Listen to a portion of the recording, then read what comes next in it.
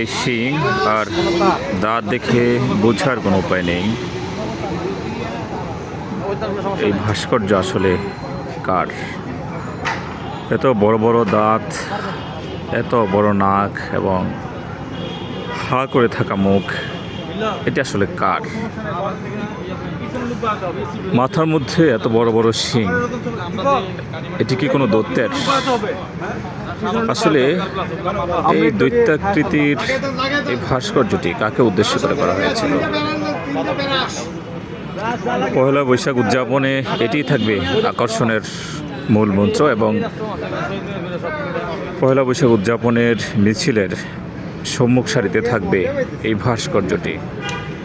2024-এর গণ অভ্যুত্থানের একমাত্র প্রতীক হিসেবে এটি কাজ করবে। হাজারো ছাত্র জনতার বুকের তাজা রক্ত পান করা দৈত্যাকৃতিক এই ভাস্কর্যটি দেখে মনে হচ্ছে বাংলাদেশ থেকে পালিয়ে যাওয়া বাংলাদেশের একমাত্র প্রধানমন্ত্রী শেখ হাসিনার।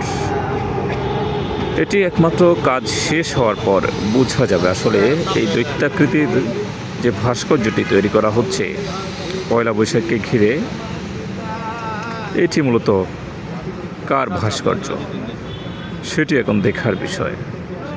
এটিকে কার ভাস্কর্য হিসেবে বড় বড় দাঁত, লম্বা নাক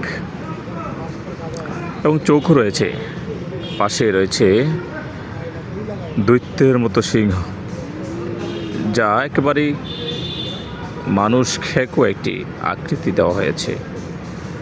এই ভাস্কর্যটি মূলত কার ভাস্কর্য সেটি দুদিন বাদেই দেখা যাবে রাজপথে।